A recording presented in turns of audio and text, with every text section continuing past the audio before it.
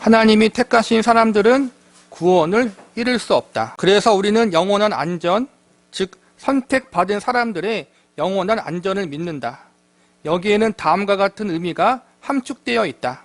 하나님이 우리 안에서 일하심으로 그분이 영원한 구원을 위하여 택하신 사람들은 그분을 힘입어 끝까지 믿음 안에서 인내한다. 그리고 성령의 능력으로 새로운 삶의 요건을 충족시킨다. 하나님이 하시는 일에 끊어질 수 없는 연쇄 고리는 앞서 로마서 8장 30절에 살펴본 바와 같다.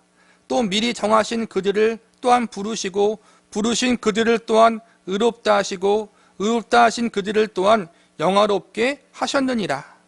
이 구절에 명백히 나와 있듯이 구원의 소망 속으로 유효하게 부르심 받은 사람들은 정말 끝까지 인내하여 영화롭게 된다. 이 연속 과정 중에 중도 탈락자란 없다. 하나님의 이 약속의 뿌리는 1차적으로 무조건적 선택에 있고 또 앞서 보았던 주권적 은혜에 있다. 그 은혜가 우리를 회심시키고 지속시킨다. 이 연쇄고리는 끊어질 수 없다. 하나님의 구원 사역은 무효하며 그분의 언약과 헌신은 번복될 수 없기 때문이다. 우리가 공부하는 게 칼빈의 5대 지금 강령을 공부하고 있잖아요. 여기서 구원이 인간에게 속했나 아니면은 하나님께 속했나 그 중심이라는 거예요. 우리가 오늘 오전 설교에서 공부했듯이 인간의 그 어떠함으로 구원받을 수 없어요. 이거는 모든 교단의 교회가 다 인정하는 거예요. 그렇죠, 여러분? 인간이 구원하는 게 아니라 하나님이 구원시켜 주시는 거잖아요. 근데 이제는 조금 달라지는 것은 인간이 과연 하나님의 은혜를 나중에 거부할 수 있느냐. 그게 조금 달라지는 건데 결론은 하나님이 하신다는 거예요. 우리가 하나님을 공부할 때 하나님에 대해서 이야기할 때 하나님의 신실함, 하나님은 영원히 변치 않으신다는 걸 우리가 배우잖아요. 하나님이 영원히 변치 않으신다는 것은 하나님이 나이를 먹지 않으신다는 말도 포함되겠지만 하나님의 속성을 말하는 거예요. 하나님이 한번 정하신 것은 하나님이 끝까지 하신다. 한번 이걸 바꿔 말하면 하나님이 한번 사랑하기로 택하신 사람은 영원히 사랑하신다는 거예요. 그걸 이야기하는 거란 말이에요. 아까 배웠듯이 그러면 중간에 타락한 사람은 어떻게 되는 것인가?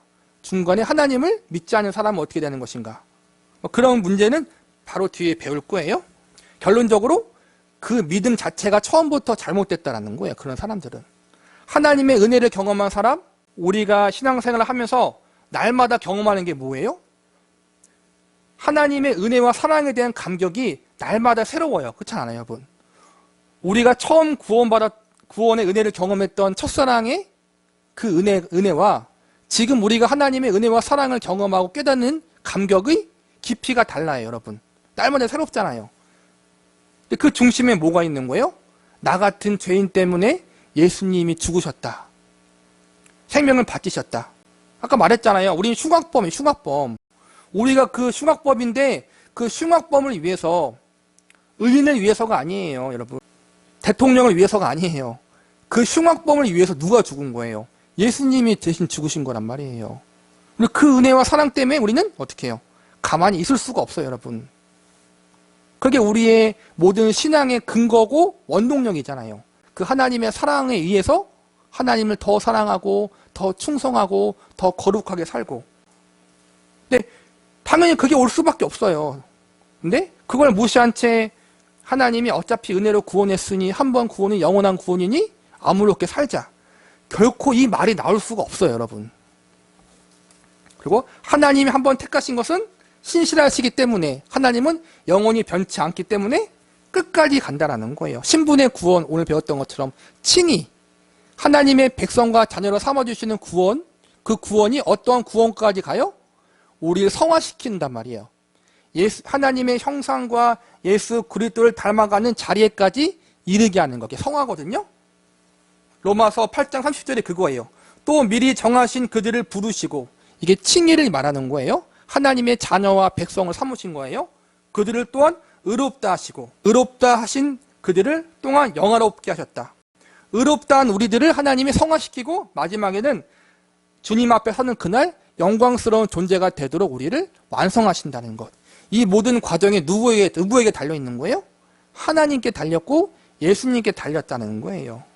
근데 우리가 저와 여러분이 인생을 살아가고 신앙생활을 해봤잖아요. 하고 있잖아요. 하면서 경험한 게 뭐예요? 은혜로 부름 받았다는 것은 하나님이 우리를 연단하신다는 거예요, 여러분.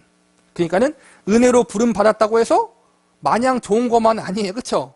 많은 눈물이 있고 아픔이 있고 우리의 연약함 때문에 실수가 있고 넘어짐이 있어요. 그 모든 과정들이 다 포함되어 있다는 거예요, 여러분. 그래서 우리는 다 겪었잖아요. 실패도 겪어보고 넘어짐도 겪어보고 우리가 여러 가지 아픔도 겪어보고 눈물도 흘려보고 이 모든 것 가운데 결국에 뭐예요?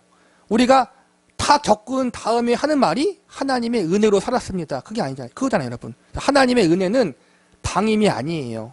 우리를 끊임없이 사랑으로 연단하시는 것도 포함되어 있다는 거예요. 바울의 말은 이번에도 주 예수의 가르침을 그대로 따른 것이다.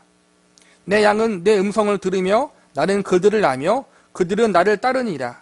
내가 그들에게 영생을 주노니 영원히 멸망하지 아니할 것이요 또 그들을 내 손에서 빼앗을 자가 없느니라. 그들을 주신 내 아버지는 만물보다 크심에 아무도 아버지 손에서 빼앗을 수가 없느니라. 나와 아버지는 하나이니라. 앞서 보았듯이 예수의 양이란 하나님께 선택받아 그 아들에게 주어진 사람을 뜻한다. 다시 말해서 자신의 양을 하나도 잃지 않으시겠다는 예수님의 약속은 곧 성자 하나님의 주권적 헌신인 것이다. 택하신 자들을 위하여 자신의 목숨을 버리신 그분이 그들의 믿음을 끝까지 지키신다. 여러분 쉽게 생각해 보세요.